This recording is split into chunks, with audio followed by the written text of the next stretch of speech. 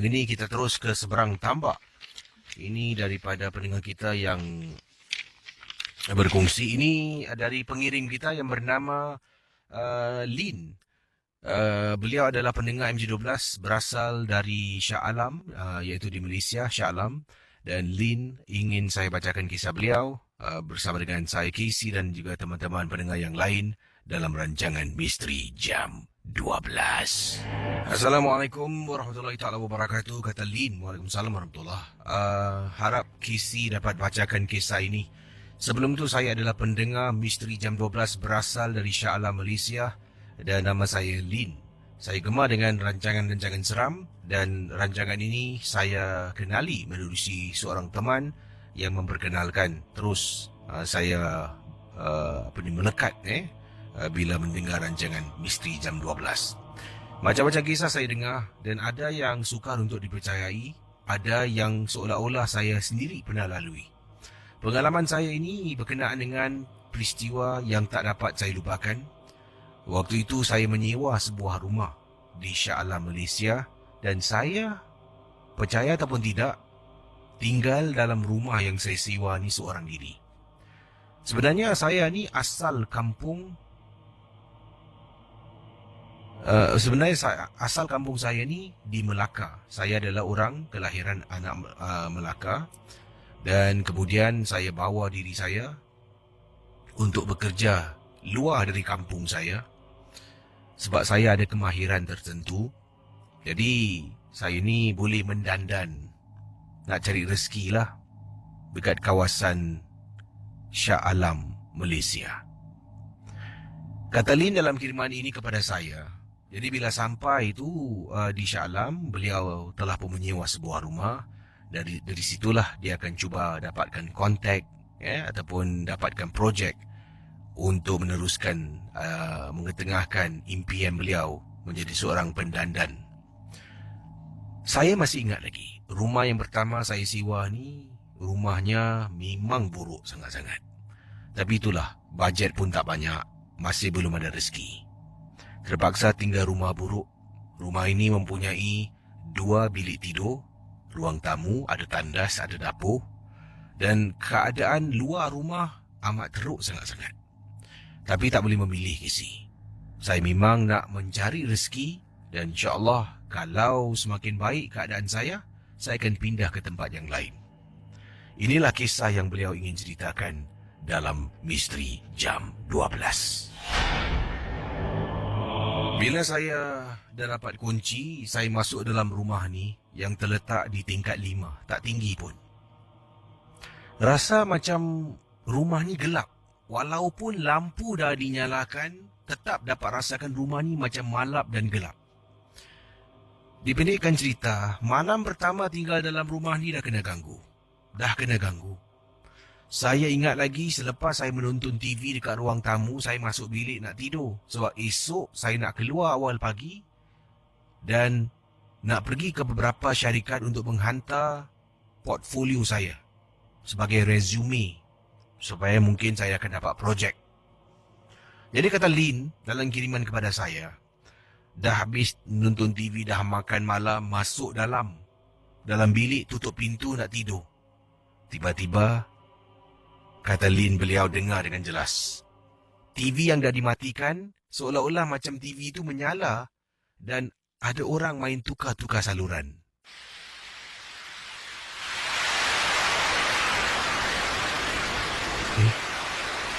Bunyi apa? Kata Lin, bila saya keluar dari bilik, saya nampak televisyen dekat ruang tamu tu menyala. Tetapi pada saluran statik, iaitu bintik-bintik hitam putih. Kali terakhir saya tonton pada waktu itu adalah saluran TV3, Casey. Macam mana dia boleh bertukar kepada saluran bintik-bintik? Saya pun matikan TV, masuk dalam balik. Sekali lagi, sedang baring, nak lelapkan mata, bunyi itu menghantui saya sekali lagi. Kali ini bila saya keluar, mula-mula bunyinya perlahan, makin kuat, makin kuat, makin kuat, makin kuat, makin kuat, makin kuat. Bayangkan. Saya segera mendapatkan remote, matikan TV dan cabut wire daripada dinding soket. Saya berdiri dekat ruang tamu yang gelap. Hanya lampu dapur yang saya hidupkan.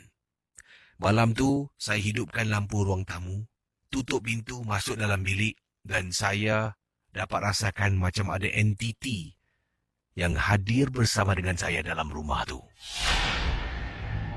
Casey tengah tidur dekat atas katil, tengah baring dekat atas katil nak tidur, kata Lin. Pintu bilik yang saya tutup dengar bunyi orang cakar, Casey. Beberapa kali bunyi cakaran. Sebab itulah, apabila saya duduk dekat ruang tamu pertama kali masuk dalam rumah ni, saya nampak pintu bilik saya ada bekas cakar. Saya ingatkan owner sebelum ni, pemilik rumah sebelum ni, yang tinggal sebelum ini, ada pelihara kucing. Mungkin kucing suka cakar-cakar sebab tu dapat lihat ada bekas cakaran pada pintu. Jadi saya tak fikir bukan-bukan. Tapi malam tu, setelah saya berada dalam bilik tu dan beberapa kali TV menyala dengan sendirinya, saya masuk bilik, tutup pintu, dengar bunyi cakaran pada pintu bilik tidur saya. Saya hanya mampu membaca surah-surah yang saya ingat dan saya hafal. Baca dan baca dan baca, makin menjadi-jadi bunyi cakaran tu. Sampai satu waktu, bunyi tu hilang dan lesap. Malam tu setakat itu saja yang gangguan yang saya alami pada malam yang pertama. Rasa takut sangat-sangat. Jadi pagi tu bangun mandi, saya dapati dekat atas meja makan ada batu kemenyan, Casey. Tak tahu siapa letak, saya tak rasa pun saya perasan benda tu ada dekat atas meja. Batu kemenyan tu saya angkat, kemudian saya buang. Saya keluar rumah, mencari kerja, mencari projek. Keluar pagi, balik malam. Balik waktu tu dah pukul 9 lebih malam. Buka saja pintu, angin tiup keluar daripada dalam rumah yang saya sewa. Kata Lin, dia tolak pintu, angin tiup keluar. Tengok rumah tu gelap, dengan segera hidupkan lampu. Bila hidupkan lampu, saya boleh rasakan macam ada benda lari tu. Wah, saya baca cerita ni saya meremang. Saya masuk dalam rumah, tutup pintu, saya hidupkan radio. Seolah-olah ni saya ada teman. Kemudian nak mandi pun takut. Tak apalah, ambil tuala, ambil pakaian, masuk dalam tandas, mandi. Casey sedang saya mandi, Casey. Hanya Allah yang tahu perasaan saya pada waktu itu. Bayangkan pendengar Ria 897. Lin sedang mandi seorang diri dalam tandas.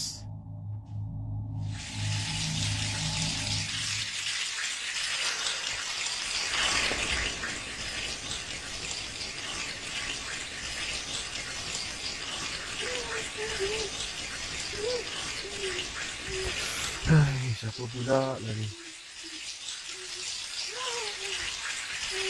Saya tengah mandi, Casey. Air mencurah-curah atas kepala. Dalam waktu yang sama, saya dengar bunyi suara perempuan menangis.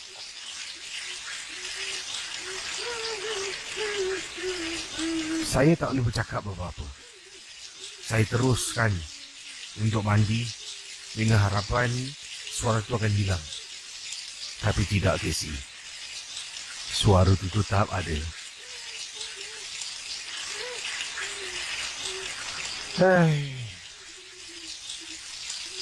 Setelah saya habis mandi, saya tutup paip. Ambil tuala, lap badan saya kering. Kemudian saya keluar dari tandas. Meremang bulu rumah. Suara tangisan dah hilang. Berjalan menuju ke arah bilik, tak sabar nak masuk bilik, tutup pintu, tidur. Tengah jalan menuju ke arah bilik tidur saya. Bayangkan pendengar Ria 897.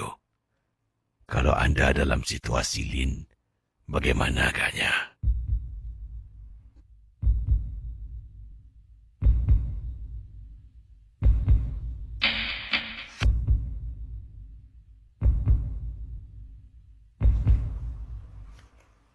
Daripada dapur, jalan menuju ke arah bilik, saya kena lalu ruang tamu. Ruang tamu rumah yang saya sewa. Bau kemenyan. Kisi, saya tak bakar kemenyan. Dan siapalah malam-malam buta bakar kemenyan. Masuk dalam bilik, tutup pintu.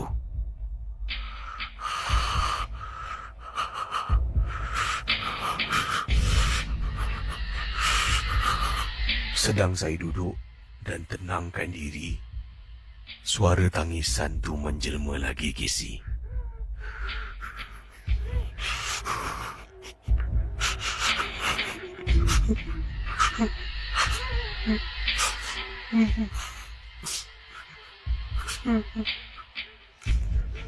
Pendengar Ria 897.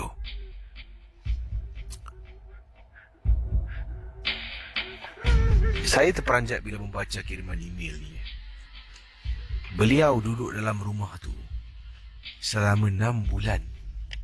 6 bulan dengan gangguan, pelbagai gangguan. Lama-lama menjadi lali. Dan gangguan mula kurang. Bukan tak ada, ada tetapi berkurangan. Selepas 6 bulan, dah ada kerja, dah ada sedikit wang masuk, saya pindah. Dan takkan lagi saya duduk dalam rumah tu. Kiriman dari Lin, Shah Alam, Malaysia. Lin seorang wanita yang kuat semangat. Bukan senang dan tak ramai orang mampu bertahan dalam rumah puaka tu selama 6 bulan. Misteri Jam 12. Okey saudara, kita teruskan kisah berikut ini. Ini adalah pengalaman yang diceritakan, datangnya daripada mana ni, kejap Okey, ini kiriman daripada Shani berkongsi peristiwa. Dan saudara, kalau anda rasa segan, takut, boleh mungkin perlahankan suara radio anda, tapi tetap MJ12 akan Casey teruskan.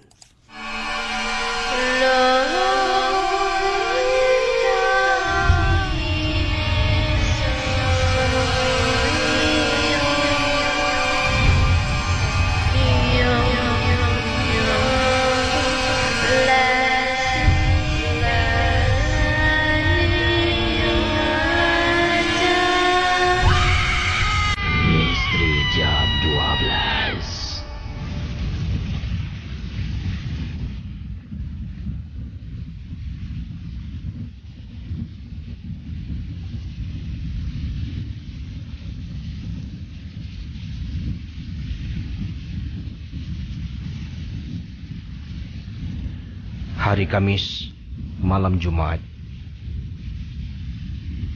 Hujan begitu lebat di kawasan rumah saya, iaitu di kawasan Punggol.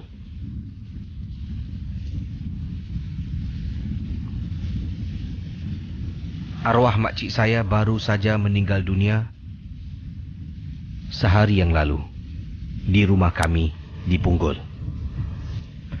Makcik saya, upacara pengkebumian diadakan di sebuah pusara di Singapura. Makcik saya hidup sebatang kara, tidak ada cahaya mata,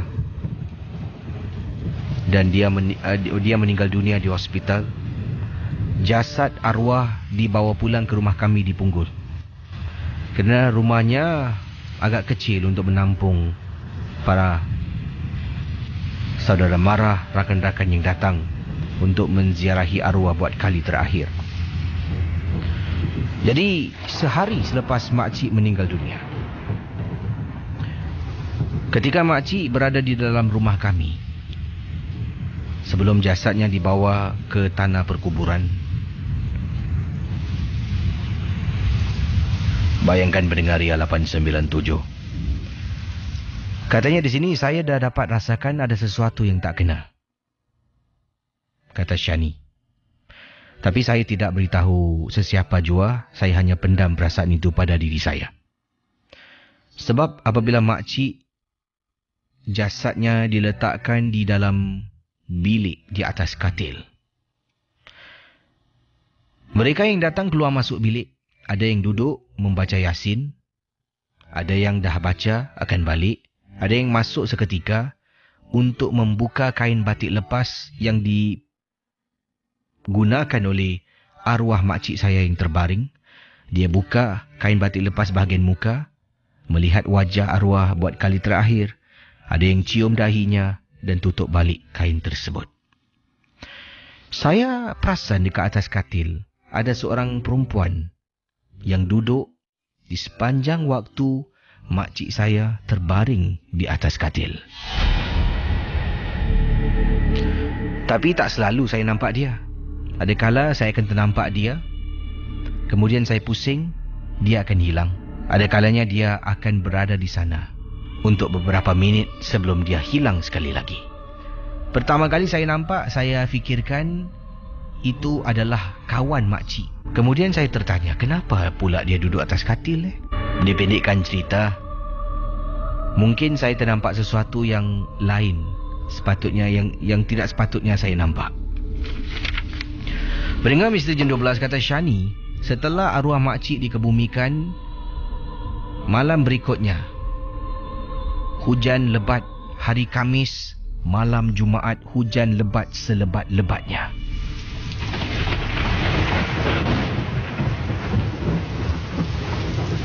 Seperti yang saya katakan, makcik saya ni hidup sebatang kara, tak ada anak. Tidak ada anak. Hidup seorang diri. Dan saya dalam bilik. Bilik yang mana jasad makcik saya waktu itu ditempatkan adalah bilik tidur saya. Tengah hujan lebat, baring dekat atas katil, sambil waktu tu saya sedang bermain handphone. Saya sedang bermain game Candy Crush, kata beliau. Tengah main game ni Candy Crush, tiba-tiba saya dengar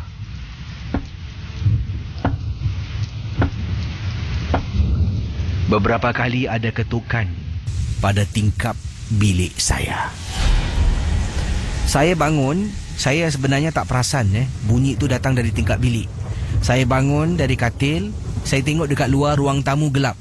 Ruang tamu saya gelap. Ahli keluarga semua dah masuk bilik, dah nak tidur. Saya masih belum tidur, hujan lebat. Saya pun pergi dekat depan pintu rumah. Saya tengok daripada lubang pintu, tengok dekat luar ada orang tak? Siapa pula yang ketuk Bila saya patah balik bilik, saya baring atas katil, main lagi, sambung Candy Crush. Sekali lagi kedengaran bunyi.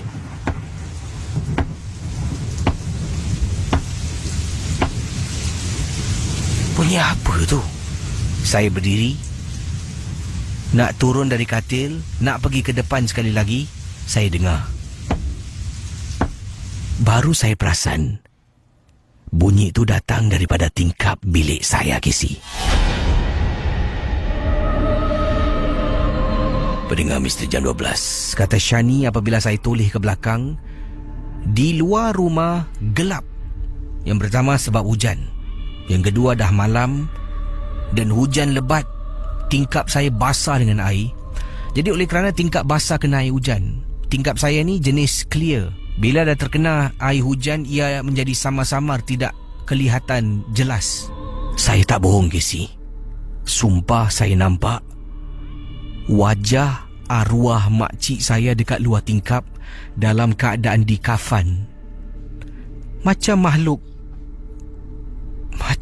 pocong. Dekat tingkap ni, tengah ketuk tingkap bilik saya dengan menggunakan kepalanya.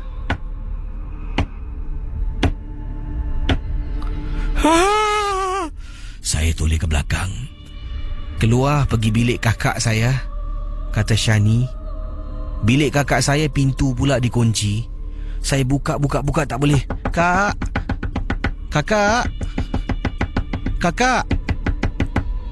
Tung. Kedengaran bunyi lagi. Kak. kakak saya buka pintu. Apa dik? Kak, saya tidur dengan kakak malam ni, boleh tak kak? Kau okey tak dik? Okey kak, okey. Kakak saya masuk bilik. Saya tidur dekat bawah sebab katil kakak saya katil jenis single bed. Tidur di atas lantai beratlaskan tilam kecil. Bantal saya tak ada sebab semua dalam bilik tidur saya. Macam mana ni aku nak ambil bantal aku? Tak pakai bantal tak boleh, tak selesa Casey. Saya nikat.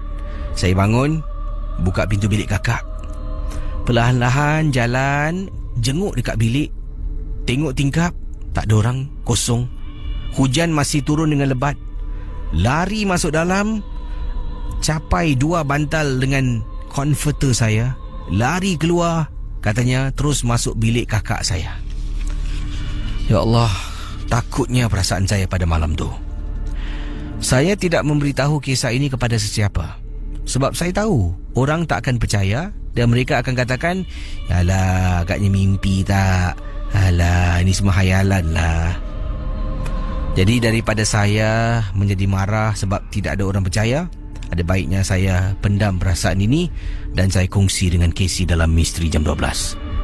Sememangnya saya nampak Casey seolah-olah seperti kelibat ataupun wajah arwah makcik dalam keadaan berkafan ketuk tingkap bilik saya dengan menggunakan kepalanya.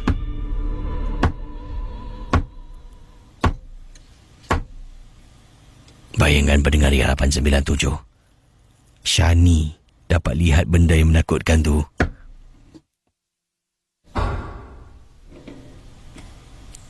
Shani,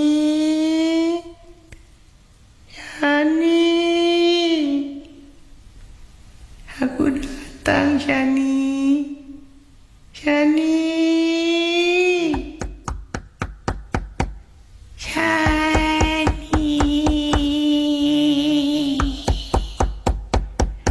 Okey saudara, terima kasih pada yang sedang mendengar Misteri Jam 12. Yang ini kiriman saya terima, datangnya daripada Farah Farina, katanya, Assalamualaikum DJ Casey. Waalaikumsalam. Saya Farah Farina sedang mendengar MJ12 melalui aplikasi Mi Radio.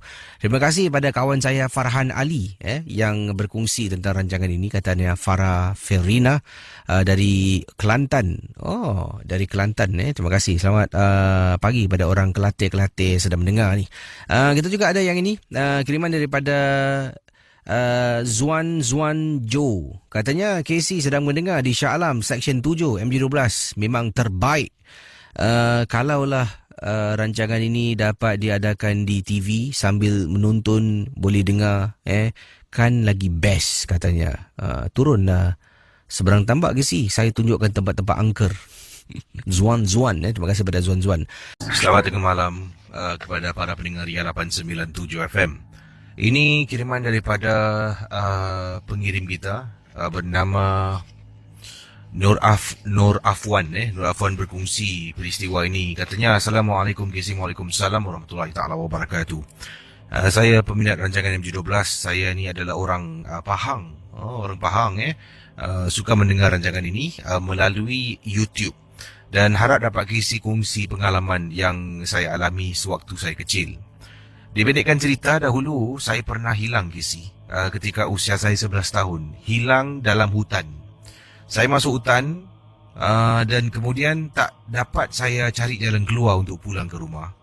Selama 2 hari saya tak balik rumah. Keluarga biasalah menjadi risau, hubungi pihak polis, mengadakan satu pencarian besar-besaran pada waktu itu. Tapi ini dah lama dahulu. Jadi katanya teman kita ni, waktu tu 11 tahun, saya masuk hutan, saya hilang. Bukan apa, sebab saya tak tahu nak patah balik macam mana. Kisah yang diceritakan oleh beliau, apabila saya masuk hari yang kedua, saya hilang. Waktu tu, saya pun sedang berjalan dan sampaikan tidak bermaya lagi. Sebab dah tak makan, tak minum. Jadi lemah anggota tubuh saya. Saya dihampiri oleh seorang wanita. Wanita ni datang pada saya dan tanya, nak buat apa kat sini? Dan saya cakap, cik, saya nak balik. Saya tak tahu nak balik macam mana. Kemudian saya menangis. Menangis terisak-isak.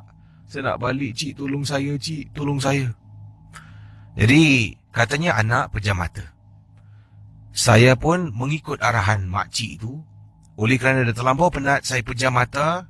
Terlampau lapar, terlampau haus, terlampau penat, mengantuk. Saya pejam mata. Saya pejam. Dalam beberapa saat, saya dengar orang panggil nama saya beberapa kali. Hanya dalam beberapa saat saja, saya dengar dengan jelas orang memanggil nama saya. Dulu saya dipanggil oleh keluarga No. No! No! No! Saya buka mata. Sini! Sini! Sini! Orang yang tolong cari jumpa saya dalam keadaan dah lemah. Mereka mendukung saya, membawa kepada keluarga, dan saya disatukan kembali kepada keluarga saya. Diberikan rawatan sebabnya saya dah tak makan, dah tak minum. Nanti kalau makan minum secara mendadak, mungkin akan membuat perut saya terperanjat, mungkin boleh memudaratkan. Jadi saya terpaksa dibawa ke hospital untuk dapatkan rawatan yang lebih lanjut. Waktu itu doktor sumbatkan saya tangan dengan makanan melalui tiub. Malam tu di hospital, ibu dengan bapa saya ada di hospital. Temankan saya. Mereka rasa bersyukur yang saya tak hilang dan dapat temui kembali. Ibu dengan ayah sampaikan tertidur dalam ward hospital saya. Tapi ada seorang wanita yang saya jumpa dalam hutan, yang suruh saya pejam mata, juga ada di tepi katil saya. Dan Casey juga pendengar Ria 897 FM. Katanya No dalam kiriman kepada saya, itu usianya 11 tahun. Wanita tu datang dekat hospital dan saya rasakan macam orang lain semua tak perasan. Ibu dengan ayah saya pun tengah tidur dan tak perasan. Dia tengok saya, dia senyum. Saya sampaikan terlelap mata, tertidur. Apa yang saya nak kongsi dengan Casey dan juga pendengar Ria yang lain, mungkin susah nak dipercayai. Waktu usia saya 11 tahun, sekarang saya dah berusia 24 tahun, Casey. Usia saya 24. Percaya ataupun tidak, setiap kali saya sakit, demam, saya sakit, lemah, wanita yang sama akan berada di samping saya. Sampai ke saat ini, ibu, ayah, adik-beradik, saudara mara tak pernah nampak wanita ni. Tapi bila saya sakit, saya demam, baring dekat katil, dia akan berdiri di tepi saya. Saya takut sebenarnya nak buka mulut, nak beritahu ibu, ayah, kenalan-kenalan tentang kehadiran wanita ini ketika saya sakit. Izinkan saya bertanya pada para pendengar. Yalah, mereka pun tidak kenal saya. Jadi sebelum tu saya tanya pada anda. Siapakah wanita ni? Dari saya usia 11 tahun hilang dalam hutan, sampai sekarang dia selalu dan sering mendampingi saya ketika saya sakit. Okey, terima kasih pada Noh yang berkongsi pengalaman anda. Bagaimana saudara? Apakah pendapat pandangan anda? Anda boleh tinggalkan komen anda di Facebook DJ Casey. Dan di Facebook Ria, anda boleh lihat video dan tinggalkan komen tentang video tu. Ramai yang kata seram. Ini daripada Nazim katanya, Casey, saya tunjukkan video tu pada mak saya. Mak saya sampai terpekik ketakutan.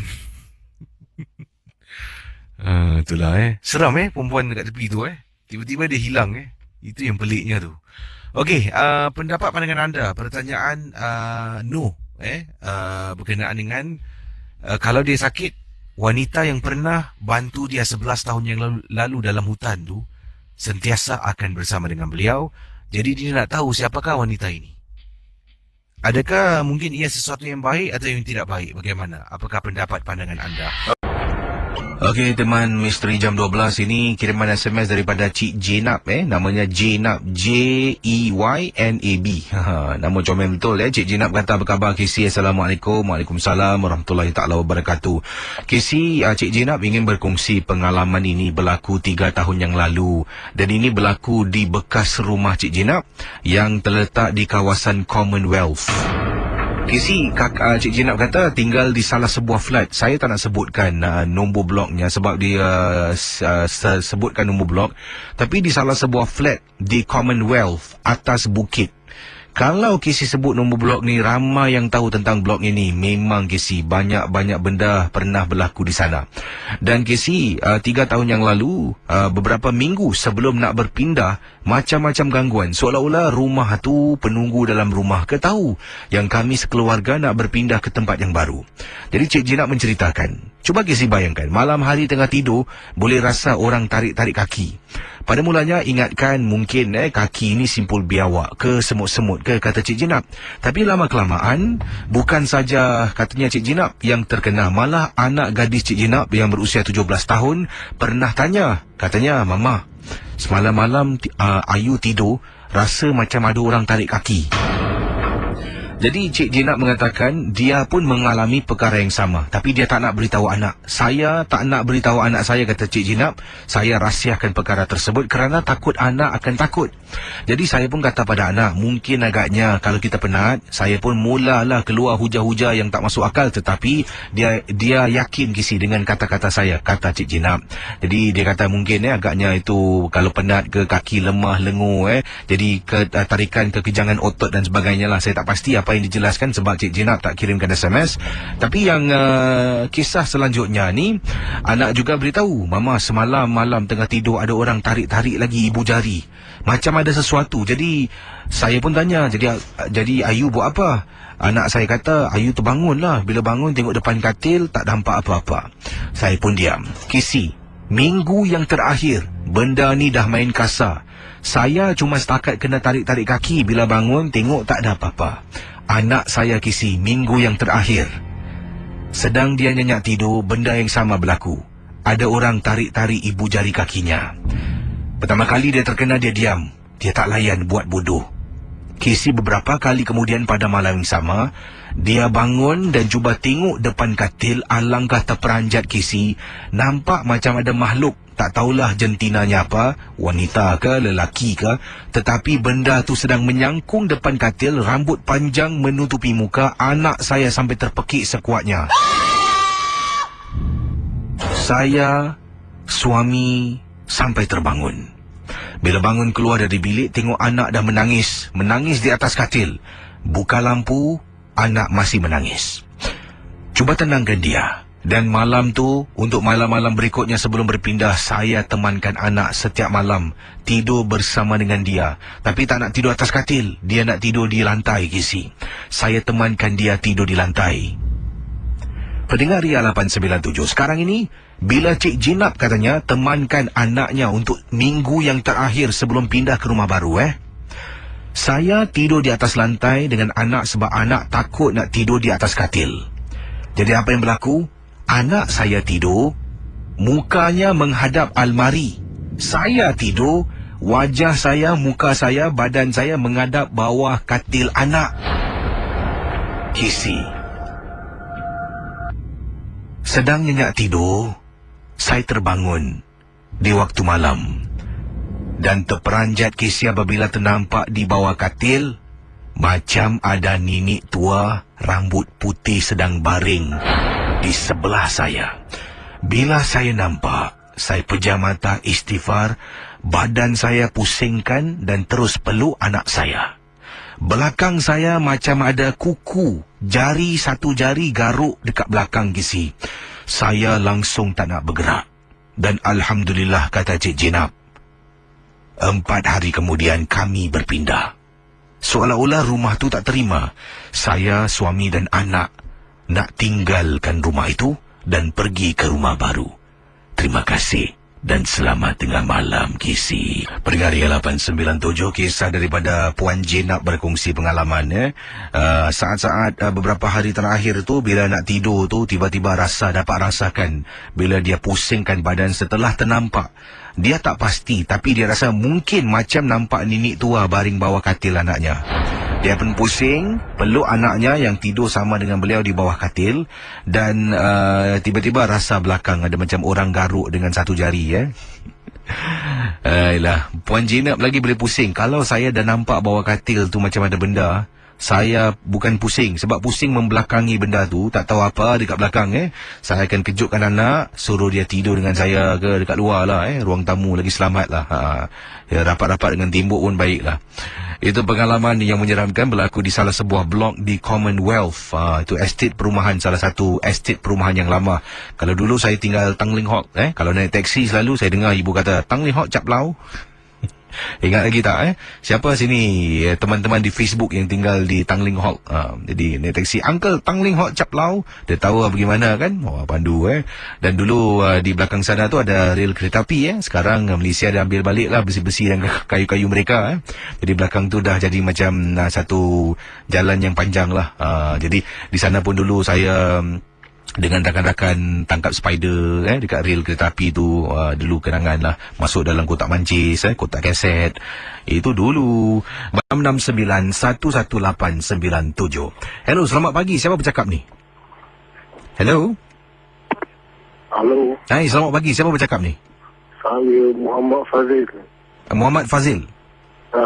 Ni buat panggilan dari mana, Muhammad Fazil? Dari Johor Bahru. Johor Bahru, kawasan mana ni? Kampung mana ni? Kota Tinggi. Kota Tinggi. Okey, dan kisah anda tentang apa ni? Di kawasan rumah ke di luar rumah, macam mana? Ini kawasan rumah ni. Oh, di Kota Tinggi. Dan silakan Muhammad Fazil, kisah misteri yang berlaku di Kota Tinggi. Silakan. Itu kisah yang saya kat rumah ni. Misalnya saya nampak kuntilanak tu berdiri di atas yang jiran rumah saya. Saya ni nak keluar tak berani. Dan saya selalu sampai pagi tak tidur. Lepas saya dengar si punya DJ12 ni, saya minta best suara. Habis lagi sampai pukul 5 pagi. Lepas tu 5:30 tu saya keluar balik. Anda tu dia dah duduk lah. Sekarang ini pun saya dengan tanya ni, sama ada dia ni nak kacau orang ke ataupun tak ke, itu Allahualam lah. Itulah kisah saya. Terima kasih Fazil ya. Okey, Assalamualaikum. Waalaikumsalam warahmatullahi ta'ala wabarakatuh. Silakan 669-11897. 669-11897. Pemanggil kita selanjutnya, kalau tadi dari Kota Tinggi, yang ini, hello, selamat tengah malam. Siapa bercakap ni? Saya Kak Jalila. Kak Jalila buat panggilan dari mana ni? Dari tepi ni. Dan kisah Kak Jalila tentang apa? Tentang Kak Jalila pergi Bintan sama keluarga. Berapa ramai itu? Ramai, dekat 10 lebih orang lah. Okey. Jadi Kak Jalila ni kira-kira nak kata nampak tak nampak. Kadang boleh nampak, kadang boleh rasa. Jadi kita datang masa tu pagi. Jadi dalam pukul 10 tu Kak Jalila duduklah kat luar dengan anak semua, dengan adik. Habis anak-anak kata tenang bola. Cakap, bising lah korang tenang bola ni. Sekejap lagi bola tu pun terus macam bocor. Semasa jadi kat belakang Kak Jalila tu rasa macam orang kelibat-kelibat. Jadi Kak Jalila pun diam lah. Kak Jalila pun diam. Dah malam gitu, rumah dia macam villa gitu. Sebelah pun ada villa besar lah. Jadi kalau dah nak maghrib tu Kak Jalila dah rasa tak sedap tau. Terus tutup langsir-langsir. Dah malam tidur macam mak, adik, makcik semua duduk kat bahagian villa tu besar. Jadi duduk kat hall lah bawah. Jadi naik tangga sampai tingkat 2. Ada bilik-bilik. Jadi Kak Jalila duduk satu bilik dengan anak, dengan adik lah. kecil. Jadi tak boleh tidur. Bilik tu ada aircon tapi panas. Jadi macam seolah-olah ke bilik tu ada orang perhati ke dalam rasa tapi tak nampak. Jadi tu Kak Jalila pun cakap dengan anak-anak lah. Jadi tak nak kasi diorang takut. Mari kita ramai-ramai baca Fatihah sekali, baca 3 kula. Saya cakap biasa gitu. Jadi dengan anak Kak Jalila baca, lepas tu baru rasa aircon. Rasa aircon, Kak Jalila tidur malam dapat alamat mengatakan dia datang. Dia nampak macam orang tua. Macam orang tua tu tinggal kulit dengan tulang gitu je. Tapi banyak orang pakai baju putih. Tapi yang baju putih yang besar tu sedang gajah kita. Kau kat sini buat apa? Kata-kata taklah, aku makan angin cuma untuk tidur 2-3 malam macam kata-kata.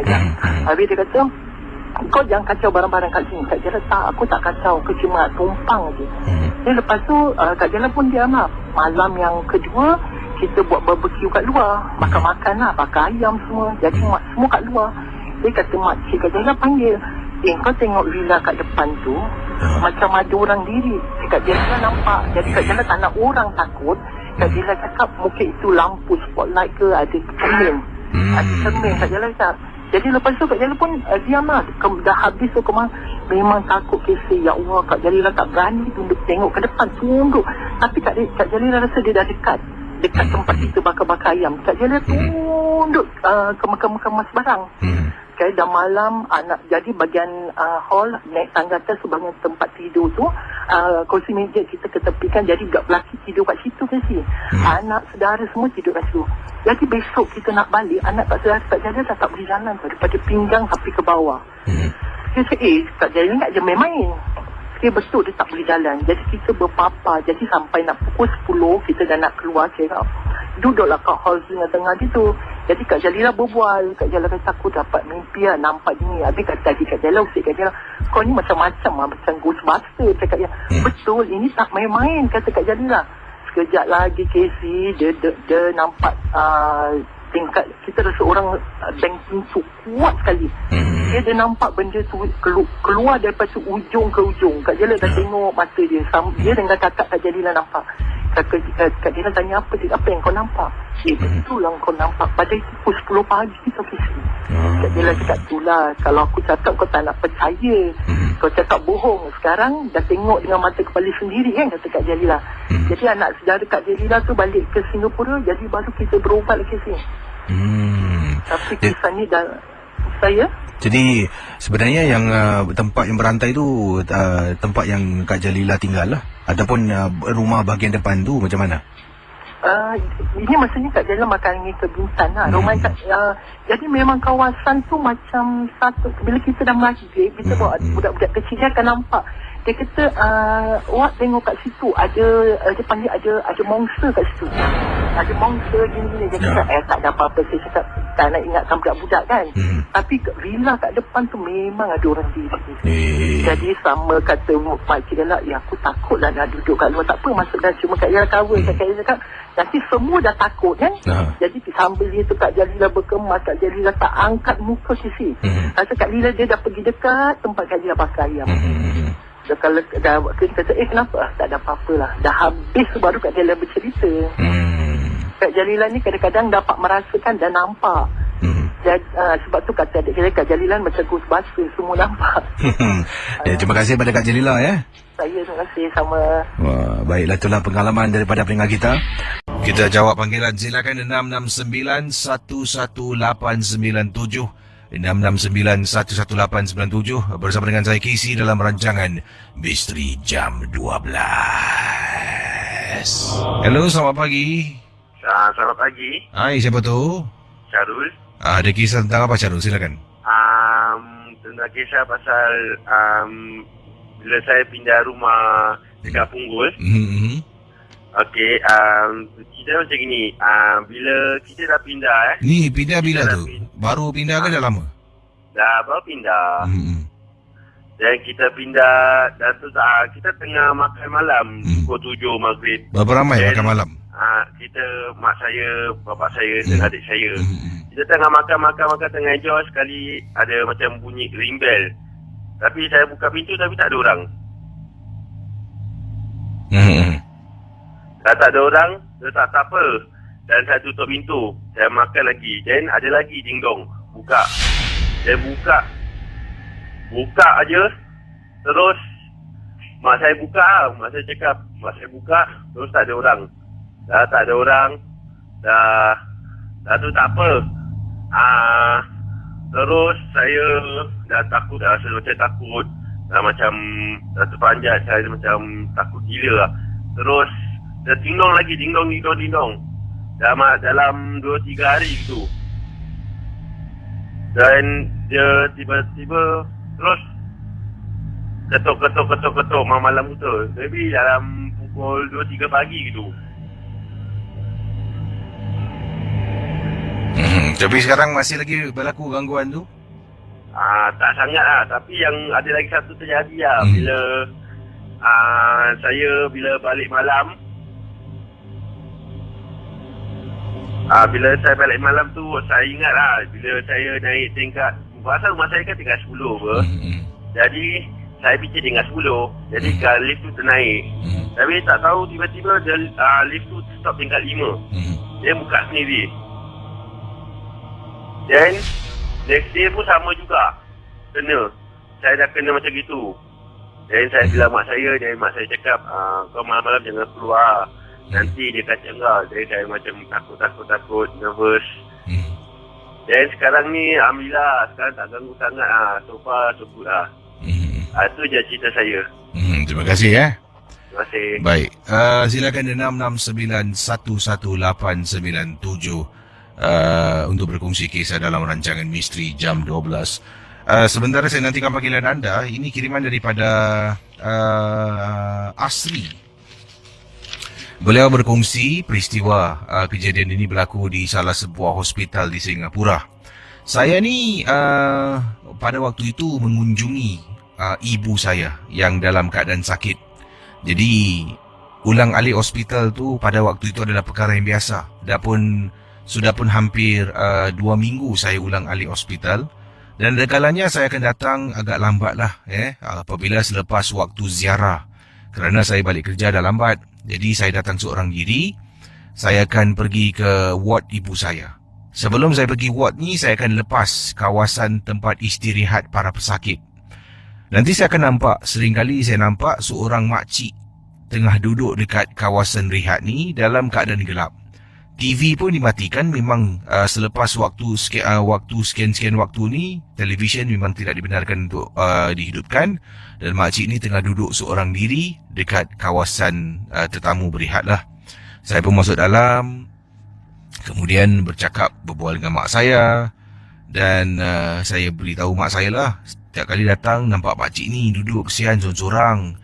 Tak tahulah, mak saya tanya, dia katil mana, ward mana? Entahlah, tak pasti, cuma nampak kat depan lah. Jadi apa yang berlaku, kemudian nak balik, makcik tu masih dekat situ. Saya pun pulang ke rumah. Keesokan harinya datang lagi. Saya datang waktu malam juga. Makcik tu dah tak ada, tidak saya lihat. Mungkin dia tengah baring di atas katilnya. Saya pun tak pasti. Apa yang membuat saya terperanjat sangat-sangat, apabila makcik tu sebenarnya katilnya di sebelah katil mak saya.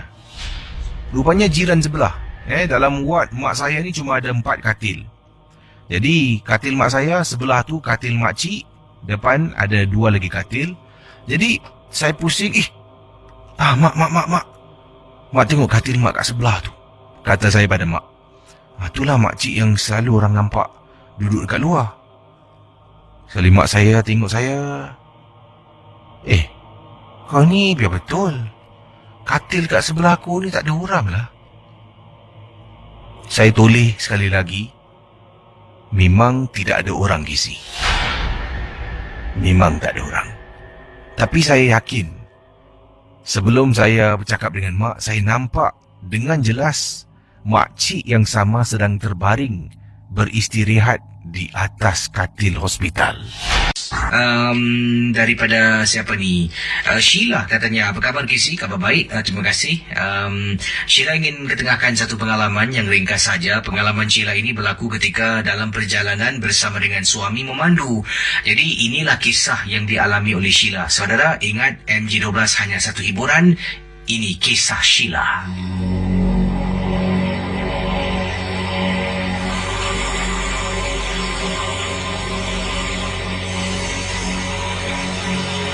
Casey dan juga pendengar Ria 897. Katanya Sheila, beliau dan suami sebenarnya baru balik dari seberang tambak. Dalam perjalanan suami singgah sebentar tempat untuk berehat seketika, beli air dan pergi ke tandas. Kemudian suami tanya pada saya, "Awak boleh pandu tak? Saya dah tak tahan, penat sangat." Saya ni memang Casey, kalau memandu ni memang tidak selalulah. Lazimnya kalau berada di seberang, suami akan memandu. Tapi kadang-kadang memang kalau suami penat, saya akan ambil alih tempatnya. Oleh kerana tengok suami dah memang penat sangat-sangat, sebab kami memandu dari Kuala Lumpur turun pulang ke Singapura. Jadi saya pun kata, okeylah, abang berehatlah, biar saya memandu. Suami pun kata, tak apa, awak jangan pandu laju-laju lah, awak pandu pelan-pelan, masuk lorong kiri pun tak kisah. Suami serahkan kunci. Kami berjalanlah menuju ke arah tempat letak kereta. Kemudian masuk ke dalam, suami pun ke belakangkan kerusinya. Suami kata, abang tidur sekejap abang penat sangat. Jadi Casey, oleh kerana itu waktu malam, memang keadaan suasana di lebuh raya di Malaysia khususnya memang gelap. Hanya bila tempat perhentian saja, tempat tu terang benderang, saya pandu perlahan-lahan, tidak begitu laju Casey. Panduan yang saya pandu ni lebih kurang 100 km sejam. Walaupun di tepi jalan papan tanda menunjukkan 110 km sejam. Sebab saya takut sangat-sangat waktu malam dan kurang jelas penglihatan. Tapi saya tak perasan Casey, bila saya memandu ni semakin lama semakin perlahan kenderaan yang saya pandu. Banyak kereta yang di belakang ni overtake lah Casey. Jadi apa yang berlaku pendengar Ria 897, kata Sheila, sedang memandu perlahan-lahan ni, dari jauh di bahu jalan lebuh raya utara selatan menuju ke arah Singapura. Kelihatan ada perempuan sedang berdiri. Dari jauh Casey, saya ni kesian melihat wanita tersebut. Mungkin keretanya rosak ke, mungkin ada sesuatu yang berlaku.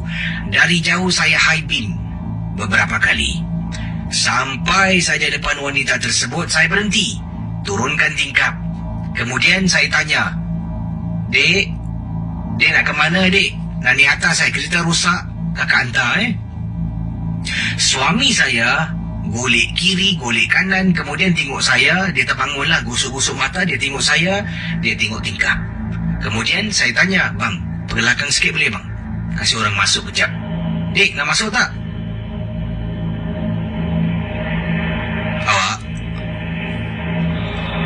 Awak berbual dengan siapa ni? Saya tak nampak orang pun kat luar. Dalam masa yang singkat Casey, lebih kurang hanya beberapa saat, saya tengok benda tu yang sedang berdiri di tepi tingkap. Saya tengok suami saya pandang balik atas, benda tu dah hilang. Tapi yang pasti Casey, suami dengan saya, kami berdua dengar dengan jelas bunyi sesuatu mengilai. Jauh bunyinya.